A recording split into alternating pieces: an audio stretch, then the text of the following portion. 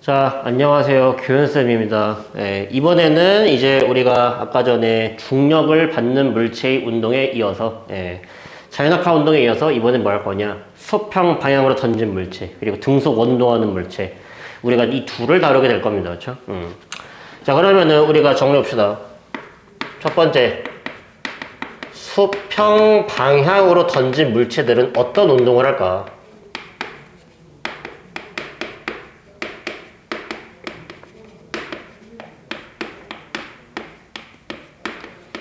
우리가 이 수평 방향으로 물체를 던졌을 때는요, 옆으로 가면서 중력을 받으면서 이렇게 떨어지겠죠. 그렇죠? 그래서 우리가 이런 궤적을요, 뭐라고 부르는 거냐면요, 포물선이라고 얘기를 합니다.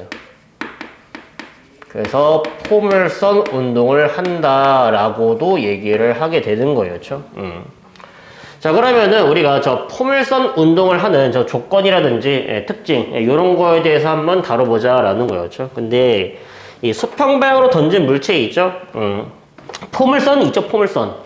그러니까 당신들은요, 포물선이 뭔지를 제대로 몰라요. 그렇죠? 당신들을 무시하는 게 아니라 당신들이 수학을 덜 배워서 그렇습니다. 그렇죠? 그래서 포물선이라고 하는 건 원래 엄밀하게 뭐라고 얘기하는 거냐면요, 한 점과 한 준선으로부터 거리가 같은 점들의 집합을 포물선이라고 한다라고 얘기하거든요. 그렇죠? 근데 그게 무슨 말인지 모르잖아. 그렇죠? 그러면요, 포물선을 제대로 이해하지 못하잖아. 그러면요, 어렵다 이런 말이에요. 해석하기가. 그렇죠? 선생님, 포물선부터 배워야 되나요? 아니요, 그럴 시간 없습니다. 그렇죠? 우리는요, 2차원상에서 움직이는 물체를 다루지 않는다고 했죠? 그래서 2차원상에서 움직이고 있는데요? 평면상에서 움직이고 있는데요? 아니야, 걔네들을요, 다시 1차원으로 뜯어볼 겁니다. 그래서 이걸 핵심으로 기억하시면 돼요. 당신은 평면상에서 움직이는 물체를 다룰 능력이 안 됩니다. 포물선이 뭔지 몰라요. 그러니까 어떻게 돼요? 1차원으로 뜯어서 분석하겠다 이런 말이야. 무슨 말이야? 이 물체가 수평 방향으로는 어떤 운동을 하는지, 연직 방향으로는 어떤 운동을 하는지 뜯어서 공부를 하겠다라는 말입니다. 따로따로 접근을 하겠다라는 말이에요. 그렇죠? 그래서 기억하세요. 수평 방향으로 던진 물체 운동은요, 수평 방향 성분과 어디 연직 방향 성분을요, 어떻게 따로 나누어서 분석을 한다라고 이제 우리가 이해를 해 주시면 좋을 것 같습니다. 자, 예를 넣어볼게요. 예를 넣어가지고 내가 물체를요, 어떻게 집어 던졌냐, 이렇게 수평 방향으로 집어 던진 거야, 옥상에서. 그렇죠? 그럼 얘가 떨어지면서 중력을 받아서 쫙 이렇게 내려오겠죠. 그렇죠? 그때 한번 생각해 보자고. 첫 번째, 저 물체는 연직 방향으로는 어떤 운동을 하고 있는지, 그리고 수평 방향으로는 어떤 운동을 하고 있는지 생각을 한번 해볼게요. 일단 첫 번째, 물체에 작용하고 있는 힘부터. 자, 이 물체에 연직 방향으로 작용하는 힘이 있나요? 네, 있죠. 연직 아래 방향으로 뭐가 작용하고 있어요? 중력 작용하고 있잖아요. 그렇죠? 그래서 연직 아래 방향으로 지금 중력이 작용하고 있고요. 자, 이 물체에 가로나 가로 쪽으로, 그렇죠? 요 방향으로 작용하는 힘이 있나요? 오른쪽 왼쪽으로 작용하는 힘 아무것도 없습니다. 그렇죠? 그래서 힘이 작용하지 않는다라는 거죠. 자, 그리고 우리가 이렇게 힘을 받게 되면요, 물체가 어떤 운동을 하게 되냐. 중력을 받는 물체는요, 어떤 운동한다고 했어요? 가속도가 일정한 운동한다고 했죠? 우리가 그런 걸 뭐라 부르기로 했어요? 등가속도 운동이라고 불렀죠. 그래서 등가속도 운동한다, 또는 등가속도 직선 운동한다 라고 하기도 하고요. 중력을 받고 있으니까 뭐라고도 해석할 수 있어요? 그냥 자유낙하 운동한다 라고 해석할 수도 있죠. 자, 반면에 수평 방향으로는요, 힘을 받지 않기 때문에 어떤 운동? 등속 직선 운동한다 라고 할 수 있겠죠. 힘을 안 받는다 그러면은 속력, 빠르게도 안 변하고 방향도 안 변하잖아. 그렇죠? 그리고 걔네들을요, 이제 뭐로 나타내보자? 그래프로 한번 나타내보자 이런 말이었죠. 어떤 그래프? 당연히 가장 중요한 속력 시간 그래프입니다. 그래서 속력 시간 그래프로 그려봤을 때 물체가 연직 방향 속력이 어떻게 되냐? 당연히 자유낙하 이렇게 일정하게 빨라지겠다 이런 말이에요. 1초 얼마씩? 9.8 중력 가속도 값으로. 그렇죠? 반면에 수평 방향으로 움직이는 물체들은요, 속력이 안 변하죠. 그렇죠? 그러니까 그래프가 어떻게 그려진다? 이런 식으로 상수함수 형태로 그려지게 되겠다라는 말이고요. 당연하게도요, 이 그래프의 각각의 넓이를 계산해 보잖아. 왼쪽 그래프에서 그래프 아랫부분의 넓이를 계산하게 되면요, 이게 뭘 의미하는 거야? 물체가 연직 방향으로 이동한 거리를 말하는 거죠. 그러니까 아래 방향으로 이동한 거리를 의미하는 거고요. 당연히 이쪽 넓이는요, 물체가 어느 쪽으로 수평 방향으로 이동한 거리를 의미하게 되는 거죠.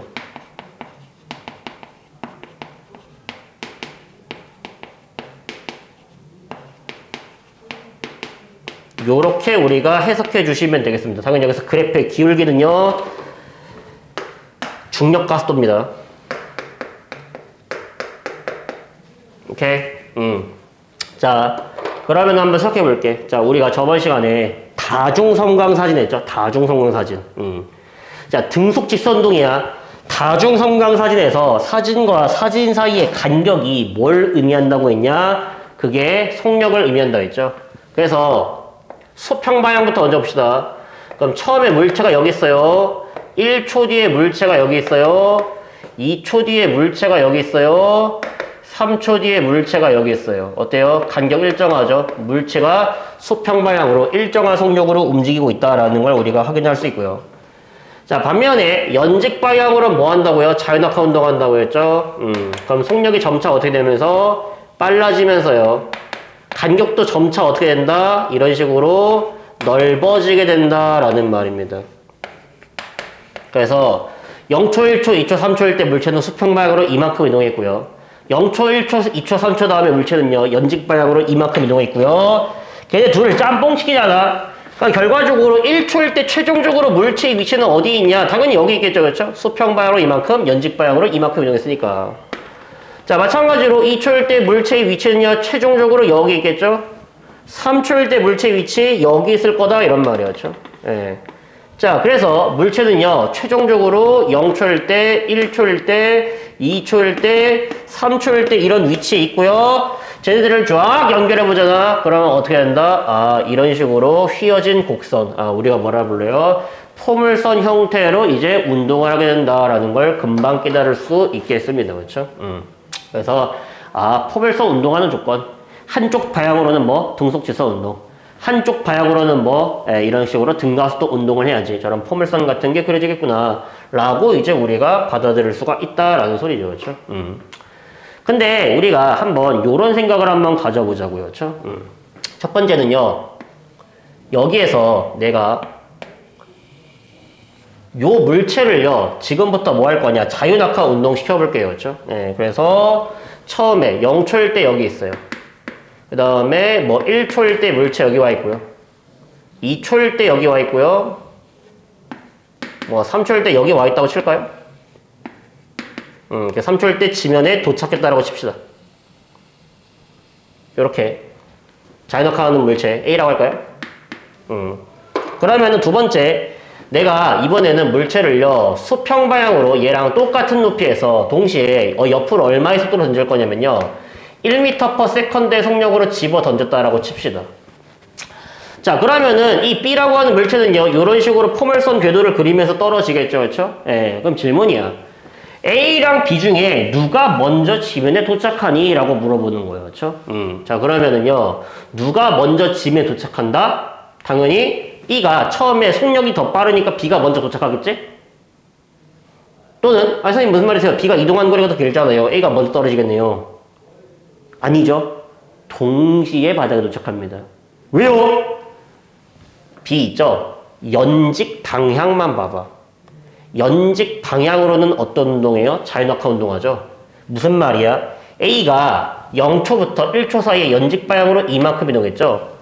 그럼 B도요, 0초부터 1초 사이에 연직 방향으로 똑같이 이만큼 이동한 겁니다. 물론 수평 방향으로도 이동했지. 하지만 연직 방향으로 이동한 거리가 자유낙하랑 똑같다 이런 말이야. B도 연직 방향으로는 자유낙하 운동하기 때문에. A가 1초부터 2초까지 이만큼 와 있죠.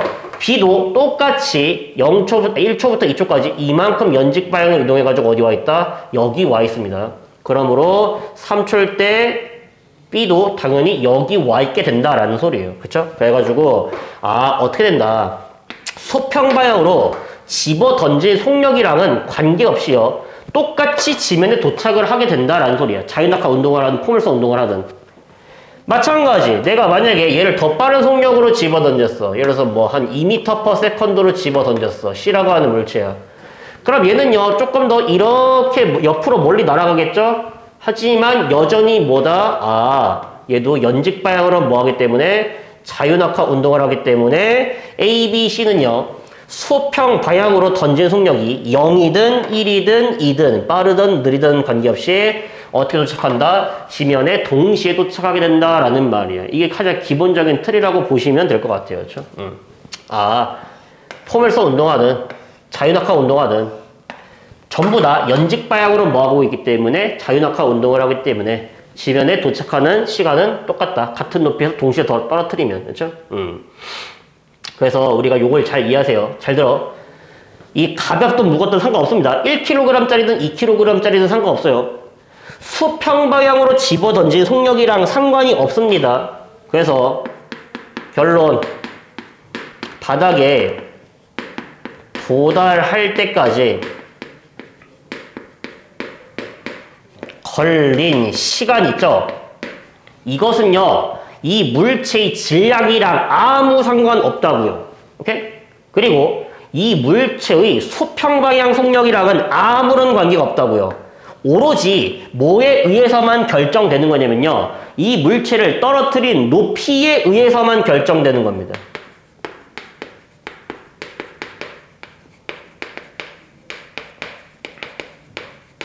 이해하시니?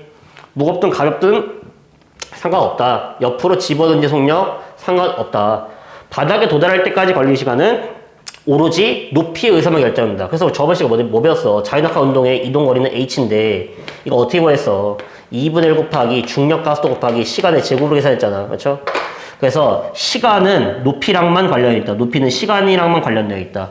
뭐 당연하게도 달에 가서 실험하면은 당연히 걸린 시간이 달라지겠지. 그렇죠? 네. 하지만 지구에서 중력을 받는 물체들은 중력 가속도가 다 9.8로 똑같잖아. 그렇죠? 질량 관계없이. 그렇죠?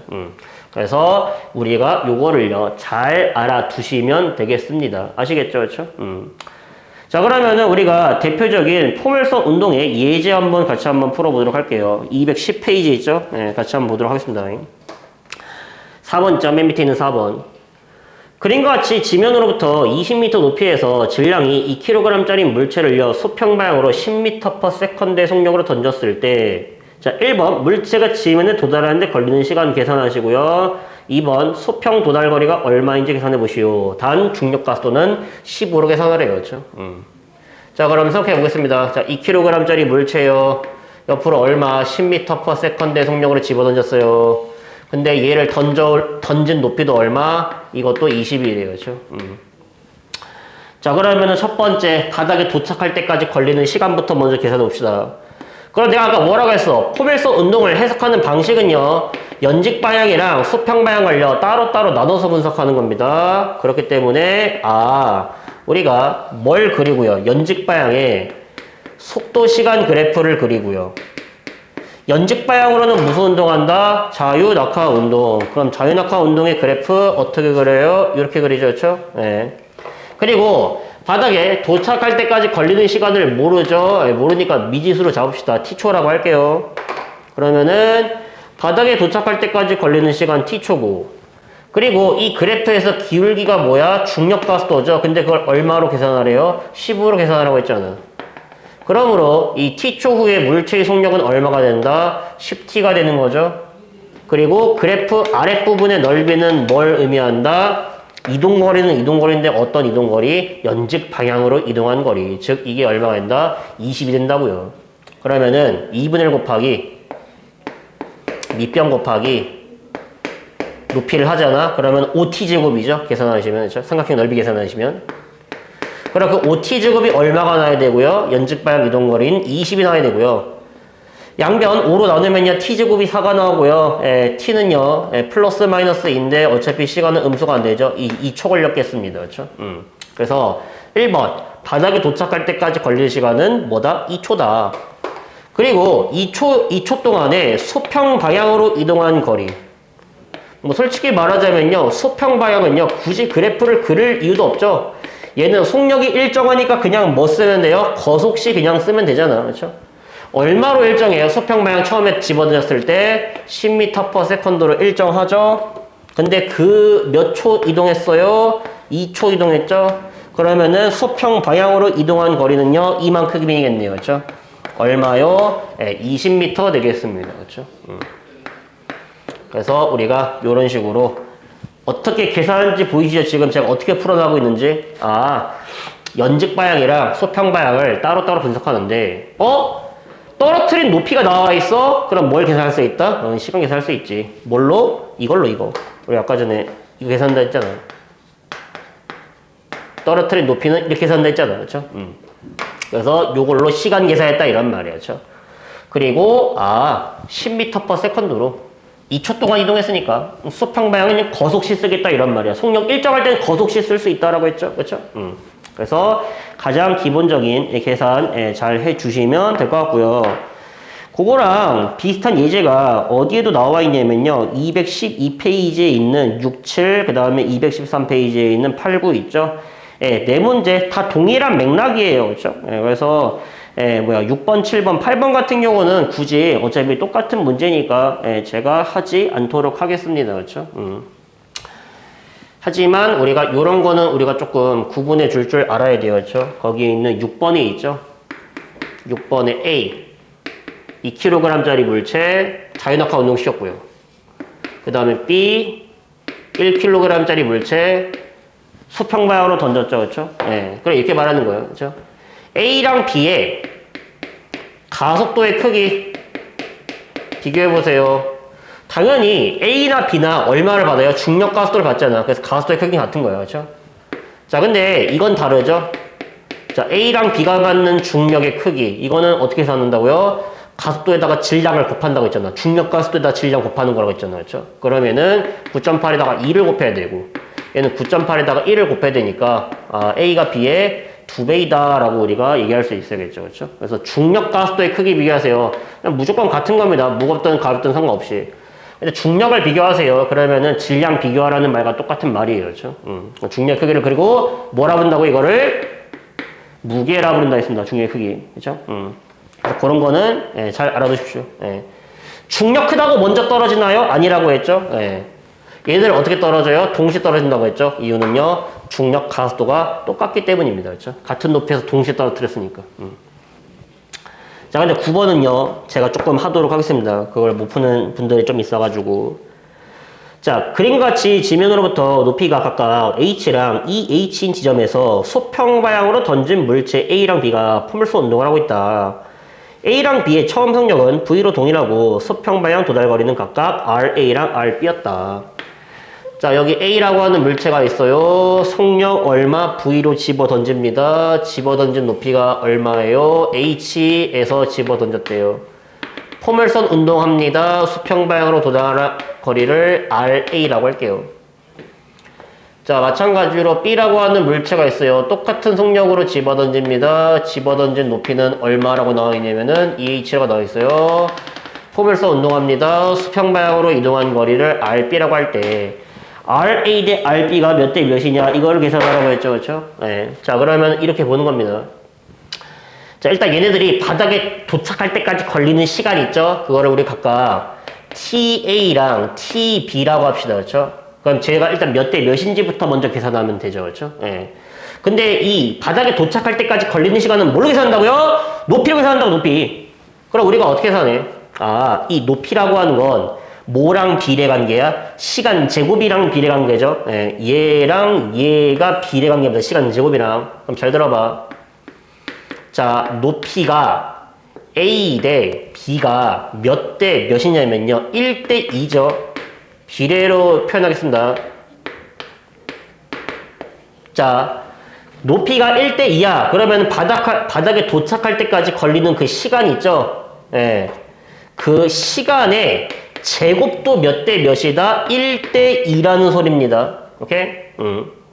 그러면은 거기다가 양면에 루트를 씌우면요. 시간도 얼마 걸려요? 1대 루트 2초가 걸린다는 소리죠. 루트 씌우면, 그렇죠? 무슨 말이야? 얘 만약에 TA가 1초잖아?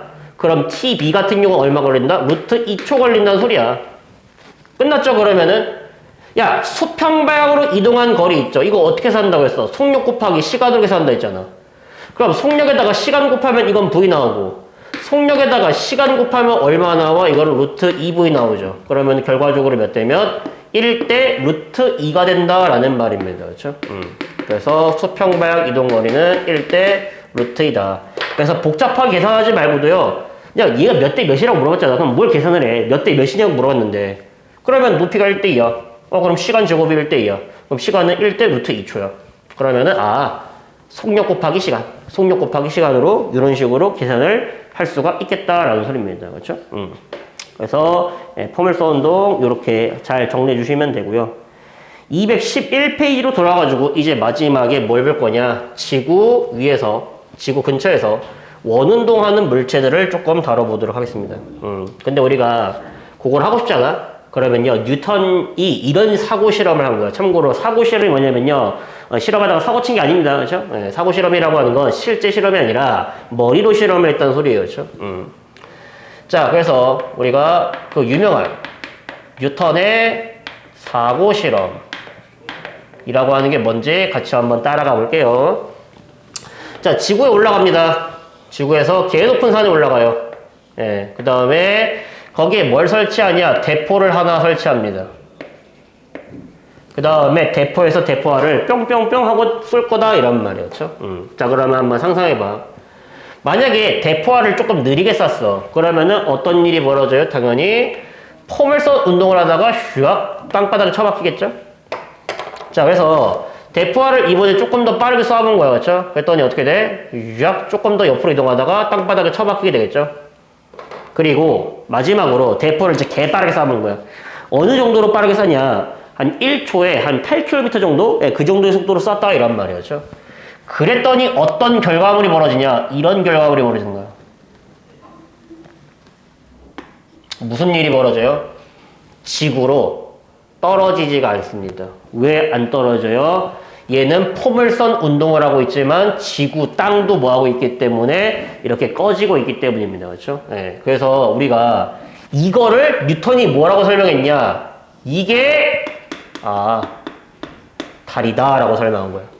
그래서 기존까지는요, 이렇게 생각하는 사람들이. 야, 하늘에 떠있는 그 별이나 달 같은 것도 중력을 받을 텐데, 그거 왜 안 떨어지니? 라고 물어보잖아. 뉴턴이 이렇게 대답한 거야. 설명할 수 있어. 하늘에 떠있는 물체, 그 지상에서 움직이는 물체랑 똑같이 설명할 수 있는데, 그래서 하나의 법칙으로요, 모든 걸 다 설명해 버리는 거죠. 그렇죠? 그래서, 우리가 등속 원운동 하는 이유는요, 뭐 때문이다? 지구에서 뭘 받기 때문에 중력을 받고 있기 때문이다 라고 이제 우리가 생각을 하실 수가 있다는 소리죠. 그러면 보이시죠? 만약에 빨간색 물체를 A, 파란색 물체를 B, 보라색 물체를 만약에 C라고 했을 때 수평 방향으로 던진 속력 누가 제일 빠르나요? 네, 당연히 C가 제일 빠릅니다. 그리고 A랑 B는 그러면은 바닥에 동시에 도착할까? 선생님 아까 전에는 느리게 던지든 빠르게 던지든 바닥에 똑같이 도착한다면서요. 그거는 지표면 근처에서 이렇게 움직이는 물체들이나 그렇고 지금 얘 같은 경우는 땅이 꺼지고 있잖아요. 여기가 다르지. 이 정도로 멀리 쏘면은. 그렇죠? 그래서 만약에 A가 바닥에 도착할 때 있죠? 예. 그때 B는요. 어디에 있냐? 여기 있습니다. B. 같은 높이만큼 떨어진 거죠. 그렇죠?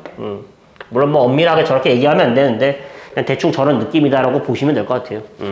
그래서 지구 스케일 크기가 개 커지잖아? 그러면요, 빨리 쏜 놈이 조금 느리게 떨어진다. 하지만, 지표면 근처에서 적당한 속력으로 쏘는 물체들은요, 수평 방향으로 던지는 속력에 관계없이 똑같은 시간에 떨어지게 된다. 라고 이제 우리가 이해하시면 돼요. 이게 뭐다? 이게 달이다. 그래서 우리가 이제부터 달의 운동을요, 요렇게 볼 겁니다. 그렇죠? 자, 여기 지구가 이렇게 있어요. 그리고 지구 주위에서 달이 움직이고 있죠? 원이 예쁘지가 않니? 다시 예쁘게 그려. 자, 지구 주위에서 달이 돌고 있는데 자, 일정한 속력으로 돌고 있죠? 우리가 뭐라 그런다? 등속 원운동이라고 얘기를 합니다. 그리고 등속 원운동 해야 되는 조건이 필요해요. 그게 뭐냐면은요. 이 지구가 달을요. 지금 어디로 잡아당기고 있냐면요. 중력을요. 지구 중심 방향 쪽으로 잡아당기고 있죠. 우리가 이렇게 원운동을 하려면요. 이렇게 중앙으로 잡아당기는 힘이 필요한데 이런 걸 뭐라 부르는 거냐면요. 구심력이라고 얘기를 합니다. 그래서 등속 원운동을 하려면 뭐가 필요하다? 구심력이 필요하다 이런 말이야. 근데 이 경우는요. 누가 구심력의 역할을 해주고 있다? 지구가 달을 잡아당기고 있는 중력이 구심력의 역할을 해주고 있기 때문에 뺑뺑뺑뺑 돌 수가 있다라는 말입니다. 그렇죠? 그래서 등속 원운동 하려면요. 중심으로 잡아당기는 힘, 구심력이 필요하구나. 그게 뭐다? 그게 중력이 구심력의 역할을 해주고 있다라는 거죠. 그렇죠? 그리고 우리가 기억하시니 이렇게 등속 원운동하는 물체들은요. 운동하는 방향 있죠? 운동 방향이랑 그 물체가 갖고 있는 힘의 방향이요. 서로 뭐하다? 서로 수직입니다. 그렇죠? 그렇게 되면요. 속력은 뭐하게 되고요? 변하지 않고요. 뭐만 변하게 된다? 방향만 변하게 되는 겁니다. 그래서 방향이 변해가지고 이번에 달이 여기로 왔어. 똑같은 일이 벌어지고 있는 거예요. 지금 달은요. 현재 어디로 이동하고 있어요? 이쪽으로 이렇게 이동하고 있어요. 접선 방향으로. 근데 중력이 어디로 작용하고 있어요? 여기로 작용하고 있죠? 그러므로 또 뭐 해가지고 이렇게 힘의 방향과 운동 방향이 서로 수직이니까 뭐 한다? 속력은 변하지 않고 방향만 계속 변하게 된다. 이런 말입니다. 그렇죠? 그래서 속력 뭐하다? 일정하다. 그리고 운동하고 있는 방향 계속 변하고 있다. 곡선 운동은 운동 방향이 변하는 겁니다. 직선 운동이 안 변하는 거예요. 그쵸? 그리고 이렇게 물어보는 거야. 야, 등속 운동하는 물체 있지? 얘 등가속도 운동하니? 라고 물어보는 거야. 이렇게. 자, 잘 들어보세요. 얘 있죠? 자연학화하는 물체. 얘는요, 등가속도 운동이 맞죠? 그쵸? 우리가 물체가 받는 힘, 물체의 질량에다가 물체의 가속도를 곱한다 했잖아. 이 중력의 크기 있죠? 지표면 근처에서 움직이는 물체는요. 중력의 크기 일정하죠. 그리고 중력의 방향도 안 변하죠. 연직 아래 방향으로 무조건 일정하잖아요. 그러므로 이 물체는 이렇게 힘이 일정하니까 뭐도 일정하다, 가속도도 일정하다. 그래서 뭐 하고 있다? 등가속도 운동하고 있다라고 얘기를 하는 거잖아요. 그렇죠? 자, 근데 그럼 포물선 운동은요? 포물선 운동도 똑같죠? 지금 얘가 받고 있는 중력의 방향, 얘가 받고 있는 중력의 방향, 얘가 받고 있는 중력의 방향 똑같고 중력의 크기도 일정하잖아요. 포물선 운동도 뭐다? 등가속도 운동이다 이런 말이에요. 하지만 이렇게 등속 원운동하는 물체 있죠? 이 힘의 크기 있죠? 힘의 크기는 일정하거든요. 근데 뭐야? 힘의 방향이 변하고 있어. 여기서는 이 방향, 여기서는 이 방향, 여기서는 이 방향. 그래서 이 등속 원운동하는 물체들은요. 기억하세요. 가속도의 크기는 일정하지만 가속도의 방향이 변하게 되므로 등가속도 운동이 아니다라는 겁니다. 그렇죠? 안등가속도 운동. 기억하십시오. 그래서 우리가 이렇게 잘 정리를 해 주시면 되겠습니다. 자, 그리고 이런 거 구분하셔야죠. 속력 일정하다고 했죠? 근데 속도는요? 이거는 일정하지 않는 거죠. 왜요? 속도가 속력과 운동 방향을 합친 개념이니까 이것도 뭐 하고 있다? 변하고 있다. 기본이죠, 기본. 자, 그러면은 211페이지 마지막 기초자료 5번 보도록 하겠습니다. 자, 다음은 여러 가지 물체의 운동을 나타내는 것이다. 지금 보시면은요, 가 같은 경우는 등속 직선 운동이래요. 적어둘까? 가는 등속 직선 운동을 하고요. 그 다음에 나 같은 경우는 자유 낙하 운동. 그 다음에 다 같은 경우는 등속 원 운동. 그리고 마지막으로 라 같은 경우는 수평 방향으로 던진 물체, 즉 포물선 운동 하고 있대요. 자, 이때 1번 가부터 라 중에 속력이 일정한 운동을 모두 고르라고 했죠. 자, 우리 등속 직선 운동, 당연히 등속이죠. 속력 일정하죠. 그 다음에 자유낙하 운동 같은 경우는 속력이 빨라지고요. 등속 원운동 속력 일정하죠. 그렇죠? 포물선 운동 점점 내려오면 내려올수록요. 중력받아서 속력 빨라질 겁니다. 그렇죠? 자, 두 번째, 운동 방향이 일정한 운동. 운동 방향이 일정하다라는 말은요, 직선 운동하고 있는 놈 고르라는 소리입니다. 그래서, 첫 번째, 등속 질서 운동하는 가랑, 그 다음에 두 번째, 자유낙하 운동을 하는 나. 얘네들이 방향이 일정하겠죠. 자, 3번에 속도가 일정한 운동을 고르라고 했죠. 예, 그러면 속도가 일정하다라는 거는 무슨 말이야? 속력도 일정해야 되고요. 방향도 변해서는 안 돼. 누구밖에 없다? 등속 직선 운동하는 가밖에 없는 거죠. 그렇죠? 그래서 얘를 다른 말로는요. 속도가 일정하다라고 해서요. 등속도 운동이라고 부르기도 합니다. 얘를. 그 다음에 4번에 가부터 라 중력 가속도가 일정한 운동을 고르라고 했는데요. 가속도가 일정하다라는 말은요. 힘의 크기뿐만 아니라 힘의 방향도 일정해야 됩니다. 그렇죠? 예, 그걸 등가속도 운동이라고 부르죠. 그러면요. 등속 질서 운동 힘이 작용하지 않으니까 패스. 나 자유낙하 운동 일정한 중력이 작용하고 있죠. 예. 다 등속원 운동 크기는 일정하지만 그 힘의 방향이 변하고 있으므로 안 되고요. 포멜소 운동 역시 일정한 중력을 받아서 움직이는 거죠. 그래서 등가속도 운동은 나랑 라가 되겠습니다. 그렇죠? 그래서 우리가 지구주위를 운동하는 원운동하는 물체의 운동까지 이렇게 샥 다뤘고요. 그 다음에 제가 굳이 책에서 다루진 않았지만 중력이요. 이제 생명과 자연현상에 미치는 여러 가지 사례들이 있어요. 그렇죠? 그래서 그런 거는 그냥 상식적으로 알아두세요. 코끼리 있죠? 예, 뼈가 이제 우리 인간보다 훨씬 두껍습니다. 왜요? 중력을 지탱하고 이제 서 있어야 되기 때문에 그렇게 발달을 했다 이런 말이야. 반대로 이거야. 코끼리가 만약에 뼈가 얇았잖아. 그런 놈들은 이미 다 멸종한 거야. 그런 놈들은 이미 다 뒤졌어. 지구상에 없어. 뼈가 두꺼운 놈이 생존에 유리해서 살아남은 거죠. 그렇죠? 그리고 반대로 조류. 새 있죠, 새. 새들은요, 뼈 안에 구멍이 숭숭 뚫려 있어요. 왜? 잘 날아다니려면 가벼워야 되거든요. 그렇죠? 그래서 그런 것도 있고, 생명 시스템에 영향을 준 사례. 식물 같은 경우는 대표적으로 뿌리가 어디로 자라요? 아래쪽으로 자랍니다. 그렇죠? 그래서 중력의 방향대로 자라고요. 줄기 같은 경우는 중력의 반대 방향으로 자라죠. 그렇죠? 예. 그래서 우리가 그렇게 중력은요, 생명체들한테 이렇게 영향을 줬다. 생명체들의 진화 방향에 영향을 줬다. 뭐 대표적으로 기린이 있죠? 기린 같은 경우는요, 심장이 크고 혈압이 굉장히 높대요. 그렇죠? 심장벽도 굉장히 두껍고. 왜요? 기린은 목이 길잖아. 예. 목이 기니까 여기까지 뭐 하려면요, 피를 공급해 주려면요, 혈압이 굉장히 높고 심장이 커야지 펌프질을 잘해가지고 높은 곳까지 피를 올려줄 수 있잖아요. 그렇죠? 그래서 그런 것도 있고요. 그렇죠? 그리고 반대로 지구 시스템에 영향을 준 사례. 우리 기상현상이 있죠. 비 내리고 바람 부는 현상 같은 거 있잖아요. 이거 전부 다 뭐 때문에 나타나는 거냐면요, 중력 때문에 나타나는 겁니다. 중력 없었으면 기상현상이 나타나지 못해요. 왜요? 대류 때문에 그렇습니다. 대류. 대류라고 하는 게 뭐죠? 예를 들어서 이런 거죠. 뜨거운 공기 올라가죠?